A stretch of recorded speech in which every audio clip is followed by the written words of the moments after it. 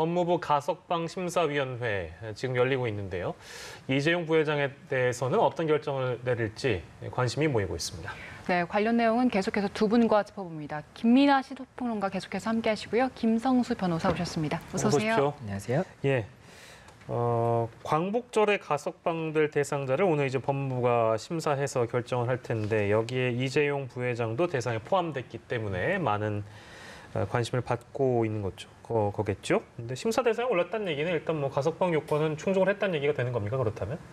그렇습니다. 지금 형법에 보면은 이제 형기의 3분의 1 이상을 이제 좀 맞췄으면은 가석방 대상이 될 수 있도록 되어 있는데 네. 다만 이런 부분에 대해서 법무부는 그동안 실무적으로 형기의 80% 이상을 맞힌 사람에 대해서 가석방 대상으로 심사를 해왔습니다. 네. 예. 그런데 아무래도 지금 여러모로 구치소의 사정이나 이런 것들이 뭐 과밀 수용이라든지 이런 부분들이 상당히 큰 문제가 되고 있기 때문에 좀 가석방 고려 기준을 낮췄거든요, 지난번에. 그래서 형기의 60% 이상을 좀 이렇게 맞췄으면은 가석방 심사 대상이 될 수 있다. 이렇게 좀 기준을 실무선에서 변경을 했는데 네. 이재용 부회장의 경우에 7월 달에 이 바로 60%를 딱 이제 넘어선 그런 상황이 이제 됐습니다. 그렇기 때문에 이제 좀 이 가석방 심사 대상의 요건을 맞췄다 이렇게 볼 수가 있고 지금 이제 법무부 가석방 심사위원회 전에 각 이제 수용 시설에서 예비 심사를 하게 돼 있거든요. 예. 이재용 부회장은 일단 예비 심사를 통과한 그런 상황이고 그래서 이제 명단이 올라간 것이기 때문에 예. 결국은 오늘 이제 결정이 어떻게 되냐 여기에 이제 관심이 모이고 있는 것이고 오늘 결정이 되면은 13일 날 이제 출소를 하게 될 것으로 그렇게 보입니다. 네, 지금 이제 이재용 부회장이 가석방 심사 대상에는 오른 상황이고 이 가석방이 정말로 적합한지 오늘 심의위에서 조금 더 세부적으로 심사를 할 텐데 심사위원회에서는 어떤 기준으로 심사를 진행합니까? 우선 이 심사 기준이 공개가 아니기 때문에 저희가 이제 추측을 할 수 있는 부분은 예. 이 가석방 업무 지침이 있고 네. 이 업무 지침에 보면은 심사 신청할 때 제출하는 서류가 있어요. 이 서류에 어떤 내용을 담아야 한다. 이 내용이 좀 자세히 규정이 돼 있기 때문에 예. 이 서류에 담기는 내용이 결국에는 이 심사 기준이 되는 이런 좀 요소들이라고 볼 수가 있을 것으로 보이는데 그 부분 이제 설명을 좀 드리자면 이 가석방 업무 지침 23조부터 58조 사이에 이제 심사 서류 관련해서 굉장히 좀 다양하게 나와 있습니다. 그래서 뭐 범죄 개요라든지 범죄 사실, 피해 내용, 그리고 진정이 있었다면 진정 사항, 그리고 뭐 취업 관련해서도 이제 기재가 되고 환자인지 그리고 범죄 경력이 어떤지, 예. 공범관계는 어떤지 이런 예. 것들이 다 명시가 되도록 되어 있고 그리고 출소 후에 계획이 어떠한지라든지 뭐 그런 부분들까지도 다 기재가 되도록 되어 있기 때문에 예. 이런 부분들을 종합적으로 판단을 해서 결국에는 가석방 여부를 판단하는 것이 일반적인 기준이고 예. 이번 같은 경우에는 이제 굉장히 많은 관심을 받고 있지 않습니까? 그렇다 보니까는 현재 지금 들리는 얘기로는 이 법무부에서도 이 가석방 부분 이제 검토에 있어서 이제 법원이나 검찰의 이 다른 관련 사건들의 이런 조금 진행 경과에 대한 의견도 물어봤다는 이야기가 나오고 있기 때문에 예. 이런 부분까지도 이번 심사에서도 어느 정도는 이야기가 될 수 있지 않나 이런 이야기도 나오고 있는 상황입니다. 예, 아무튼 뭐 여러 가지 종합적으로 검토해서 결론을 내릴 텐데요. 지금 이재용 부회장의 경우에는 진행 중인 또 다른 수사와 재판이 있기 때문에 뭐 이런 점들이 또 변수가 될 거다. 이제 이런 지적들도 나오고 있는데요. 국정농단 뇌물공여 횡령 혐의로 2년 6개월을 이미 확정을 받고 복역 중에 있습니다만 그 밑에 저희가 그림으로 준비한 경영권 불법 승계 의혹 그리고 프로포폴 불법 투약 의혹도 있는데요. 이 두 가지 의혹과 관련돼서는 재판 중에 있는 사안입니다. 그래서 가석방이 실제 돼서 나오더라도 다시 수감될 가능성도 충분히 있기 때문에 이제 이런 점들을 고려해서 결론을 내리게 될 것이다 이런 말씀 주셨는데 실제 이 어떤 재판 관련된 일정들도 심사위에서 다 들여다보고 참고를 하게 되겠죠 그렇다면? 예, 우선 지금 알려진 바에 따르면 어쨌든 법원이나 검찰의 의견을 물어봤다. 이 관련 사건들의 의견을 물어봤다는 것을 봤을 때는 그 부분도 어느 정도 감안을 하려고 생각을 하는 것으로 보이고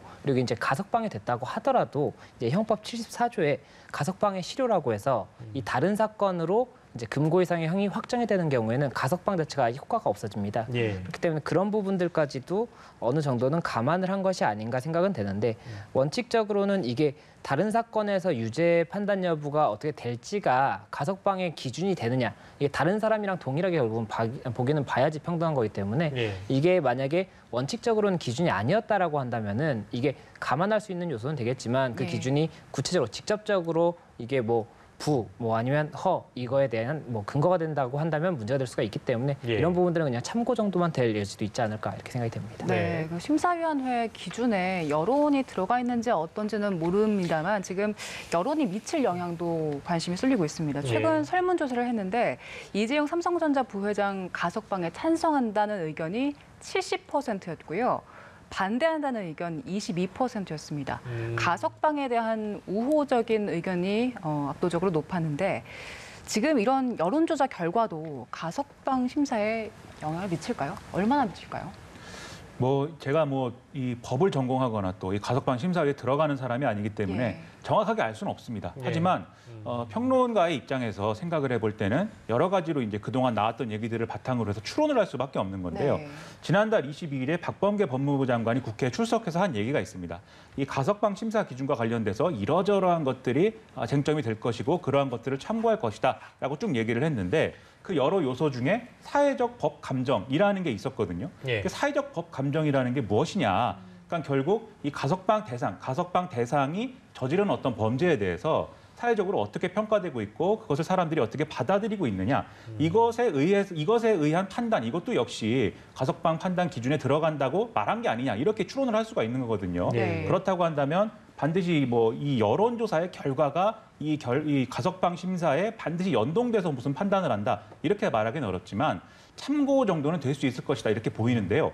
다만 지금 말씀드렸듯이 여론조사상 뭐 이게 뭐 찬성 비율이 높다고 해서 바로 이제 할 수 있는 것은 아니고 예. 지금 여론조사의 비율도 비율이지만 이 재계라든가 시민사회가 지금 갖고 있는 여러 가지 의견들이 굉장히 강하게 대립을 하는 측면이 또 있습니다. 네. 그래서 재계의 경우에는 지금 반드시 이재용 부회장의 가석방 여기에 대해서 뒤에도 얘기하겠지만 이 경영 일선에 참여할 수 있게 해주는 조치가 필요하다라고 강하게 주장을 하고 있는 반면 예. 시민사회단체의 경우에는 이건 일종의 특혜다라고 반발하고 있는 거거든요. 그래서 이 사회적 법 감정이라는 말이 이런 것까지 다 포함해서 이제 하는 그런 얘기로 보여서 아마 꼭 여론조사 결과뿐만이 아니라 예. 이런 여론의 어떤 이 대립구도 이런 것까지 좀 감안을 하지 않겠는가 좀 이렇게 생각이 됩니다. 알겠습니다. 근데 가석방이 되더라도 이게 사면과 다르기 때문에 뭐 일정한 준수 사항들이 따른다고 하거든요. 좀 비교해서 설명해 주시면 좋을 것 같습니다. 이 특사라고 하죠. 이제 특별 사면이랑 비교가 많이 되는데 사면 같은 경우에는 이게 유죄의 선고를 받은 사람이라고 하더라도 형의 집행이라든지 이런 것들이 다 면제가 되는 거예요. 그러니까 이 죄에 대해서 더 이상은 처벌이 되지 않는다.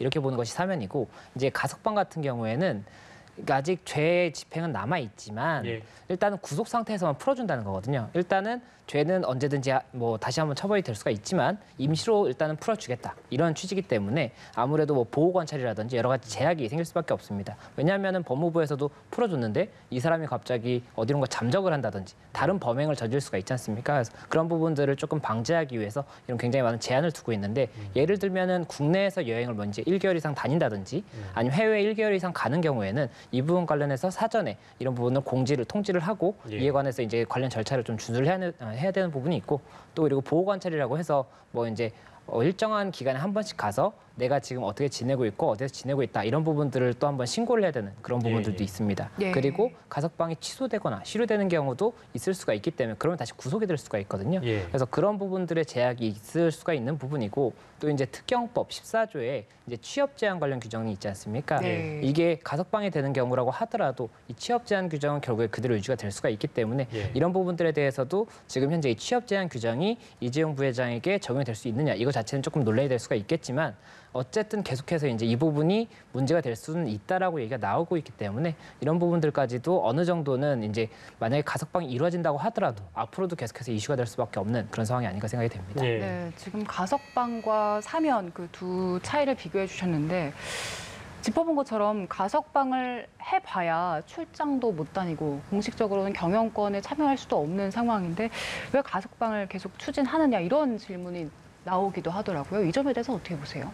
일단 지금 말씀하신 것처럼 일선 경영에 복귀를 못하는 상황이 되면 이재용 부회장을 따로 이렇게 가석방을 해주는 의미가 없지 않느냐. 이게 재계가 많이 이제 주장하고 있는 내용입니다. 재계를 중심으로 해서 아무래도 지금 이제 글로벌 반도체 경기 이런 것들에 대응을 해야 되고 특히 이제 뭐 미국에서 또 미국에 이제 좀 현지에 투자를 한다던가 이런 것들을 미국 행정부가 굉장히 강하게 요구하고 있기 때문에 이런 것들은 총수 수준의 어떤 결정이 있지 않으면 안 되는 거 아니냐. 그러려면은 이 가석방 이 정도가 아니라 사면을 해줘야 된다 이런 주장이 나오고 있거든요.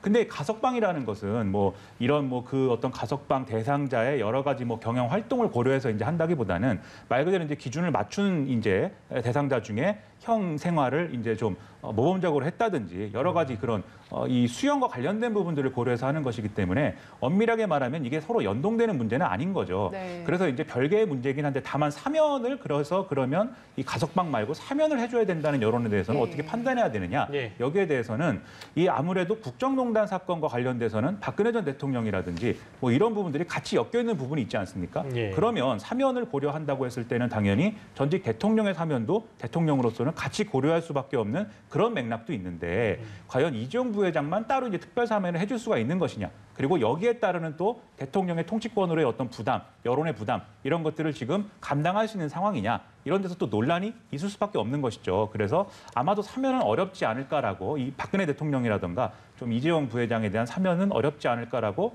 말을 얘기하고 있는 그런 국면이어서 쉽지는 않을 것 같습니다. 예, 마지막으로 아무튼 뭐 저희 관련된 내용과 이어지는 내용인데 박범계 법무부 장관도 이 심사의 결과가 나오면 즉시 공개를 하겠다 이제 이런 입장을 밝힌 바 있는데요. 근데 이 취업 제한이라는 게 아무튼 뭐 가석방과 사면의 어떤 그 차이라고 두 분께서 이제 지속적으로 말씀해 주신 것처럼 가석방 시에 취업 제한을 풀 용의가 있느냐 이제 이런 질문을 했을 때 결과를 알리면서 그런 입장도 포함을 하겠다고 박범계 법무부 장관이 밝힌 바 있습니다. 과연 어떤 결론을 내리는지 지켜보도록 하겠습니다.